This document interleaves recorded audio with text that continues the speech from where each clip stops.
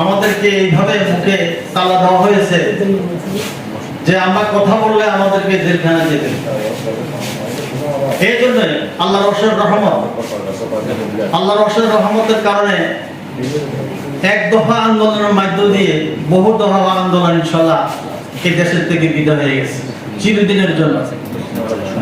আমরা যদি এটাকে জুলাই 26 দড়ি না রাখতে পারি তা আমাদের পরিণতি এর থেকে আরো ভয়াবহ হবে। এতে কোনো ভুল নেই।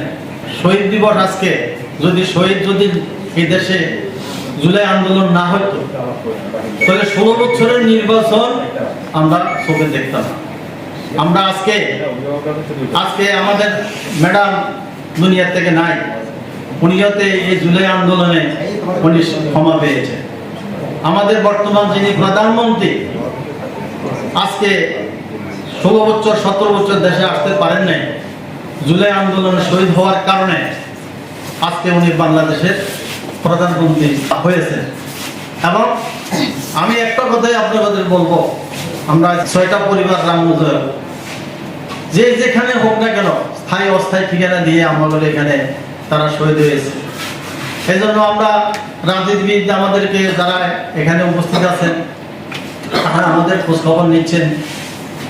আমরা আমাদের প্রশাসনিকভাবে আমাদের উপজেলার থেকে সরকারি পর্যায়েও আমরা কোনো ব্যক্তিগত ব্যাপারে আসলে আমাদের শহীদ পরিবারকে ওনারা সর্বত্রভাবে সহযোগিতা করেন।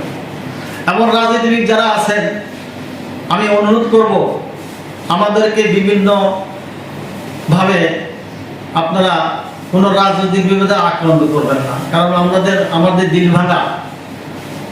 আপনারা যা কিছু বলবেন আসলে আমরা প্রতিবাদ করতে পারতেছি না। আপনারা এমন কিছু আমাদের প্রতি জুলুম করবেন না, কারণ আমরা যখন রাত্রে শুই আমাদের ছেলেপেলের কথা আমরা সর্বত পাইতেছি না।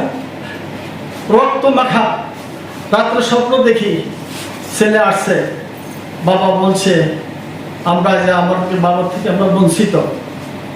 এই জন্য আমি রাজনীতিবিদদেরকে অনুরোধ করব আমাদেরকে আপনারা কথা দিয়া বা মনের দিক থেকে আমাদেরকে একটু ভালোবাসেন।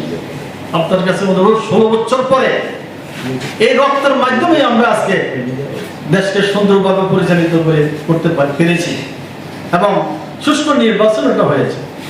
আমি আমাদের দেশের প্রধানমন্ত্রীকে বলবো, যেরকম আপনার পিতা শহীদ পরিবার, আপনার শহীদ পরিবার একটা অংশ, আজকে সংবাদ বিভাগকে বলবো আপনারা বলে দিবেন আমাদের প্রধানমন্ত্রীকে যে শহীদ জিয়াউর রহমান আপনি তার ছেলে আজকে বাংলাদেশের প্রধানমন্ত্রী।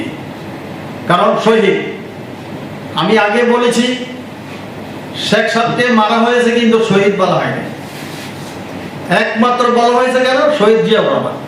তা আমরা কি শহীদ জিয়াউর রহমানের বংশধর না? আমরা শহীদ বংশধর না? আমাদের ওয়ারিশ হিসাবে না? আমাদের কি বাদ দেওয়া যেতে পারে? কোনো মতে আমাদেরকে বাদ দিতে পারে না। আমি গতকালকে খবরে শুনেছি উনি বলেছে শহীদ জুলা যে আপনার এটা বাস্তবায়ন করার জন্য উনি পুঙ্খানুপুঙ্খানুভাবে উনি আদায় করবেন। আমি অত্যন্ত খুশি হয়েছি। এই জন্য ওনার জন্য আমরা দোয়া করি শহীদ পরিবার পক্ষ থেকে।